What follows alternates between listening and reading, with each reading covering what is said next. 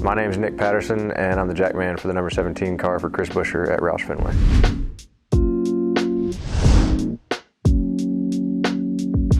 I was adopted when I was 8 months old, basically, and I was brought to the U.S. fairly quickly, so there was an adoption process that took a little bit of time, but I was brought fairly soon after birth, and fortunately there was a blizzard that kept me from being able to be transferred to an orphanage, so it was kind of one of those things that just aligned and placed me in the arms of the parents that I have now in the U.S.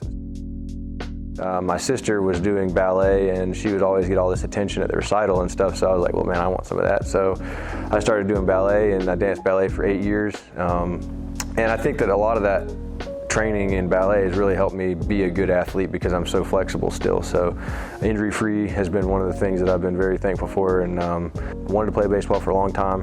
Played Little League baseball up until high school, and then I started playing high school ball, and then I ended up walking on to Liberty University's collegiate program, and didn't mesh well with the coach, so ended up at a D2 or D3 school down in Texas, and then played there for 2 years, and then transitioned back to D2 school here in Winston-Salem and went to Winston-Salem State University, where I played there for a year, and then wasn't able to continue playing with the baseball program there, so I ended up with the football program, and that was the first time I'd played football ever, so that was pretty exciting. It was like information overload, whole different language that everybody was speaking, and it was like drinking from a fire hydrant.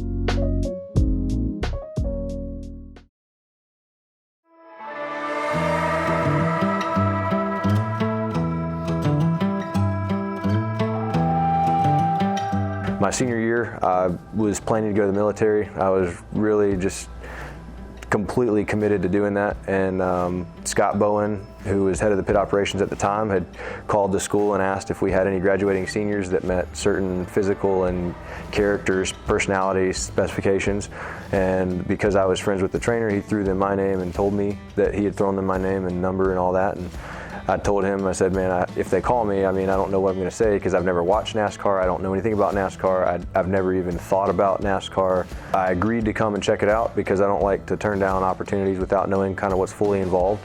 And so I went, did the walk around. At the time, Cameron Cobb was the jackman coach, and so he trained me once a week, and he would train me for an hour and just teach me little by little. And I was wanting to go a lot faster than he was teaching me, but he would teach me little by little, and slowly the fundamentals started to get instilled. My first season in racing, I was jacking the 16 truck for Brett Moffitt, and we did pretty well that season, ended up in the playoffs, and then they switched crews out, and that truck ended up winning the championship. So I was a little bit bummed that I didn't get to go win a truck championship my first year, but you know, it's just part of the sport. You know, they needed some experience on the vehicle, so I understand. I was fortunate enough to jack the 16 Xfinity car for Ryan Reed my first year in racing as well, and that was another good experience. Learned a lot. The Gaunt brothers were running a part-time Cup car, and I got to be on that, and it ended up being a full-time deal about halfway through the year, so I got to do Truck Xfinity Cup my first year in racing, and that was awesome. Really enjoyed that experience, and it was as much needed, I think, to really launch me to get as much experience at the track as possible.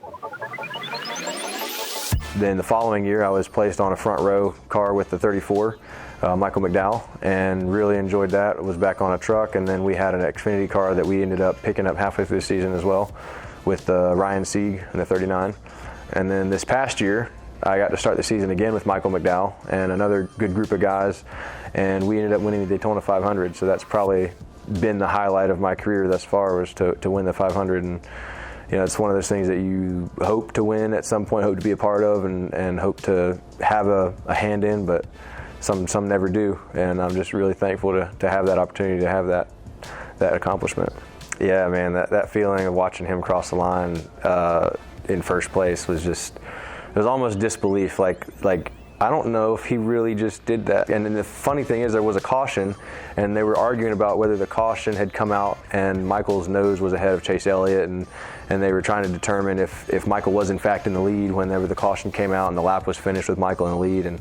And upon review, Michael was in the lead. And so we were all kind of celebrating, and then when we heard that they were challenged, they were kind of looking at it in the booth and reviewing it, then we just all kind of just stopped and we're waiting for the call. And then when they said, nope, Michael's the winner, and then we all went nuts again.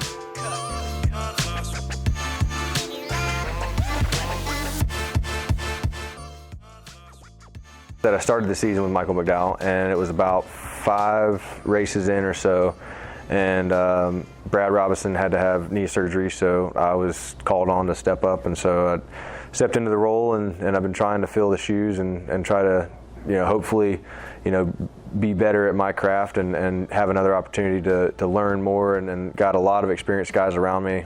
Justin Edgell, he's been with the company for, I think, 14 years, so learning from him has been really good. And Chris Schumann, my front changer, he's very experienced, he's very good, high-level talent. And Seth Godoris, he's a rear changer, and he's been on the car. This is his second year, I think. And our fueler, Marcus Pierce Brewster, man, he's ex-NFL guy, so learning a lot from him and just his energy. And when it's time to go, he flips the switch and he's locked in. So it's a really good group of guys that I'm around, really thankful to be around them. And our behind-the-wall support is fantastic. Like, I really do appreciate behind-the-wall support, because of all the deals that I said I've been on, behind-the-wall support is huge. And having a good behind-the-wall support that's willing to really try to give you the best tire set or the best hose pull that you can get is huge. And to have someone that's engaged and wants to be good at what they're doing behind the wall, it's the difference in if it's stopped being fast or not. Yeah, my dad and my uncle are big race fans, and I didn't know this until I got into NASCAR. So my dad, apparently, his dad would take them to Daytona. They'd drive all night and get to Daytona, and then they would lay on the beach and listen to the race on the radio, because they didn't have the money to go to the race. And then I got into racing, and then now it's Roush Fenway gear is showing up, and so it's really cool, and I really am happy to be able to share what I do with him. And then my uncle, who I didn't know as a race fan either, also they just kind of joined forces, and so now they they choose what racetracks they want to go to before the next season, and then they buy tickets to them, and then they travel together to Talladega and all some of the big ones that they want to go to. And if there's one that they haven't been to and they want to check it off the bucket list or whatever, then they make plans to go do it. My dad and my uncle were both in the stands for the Daytona win.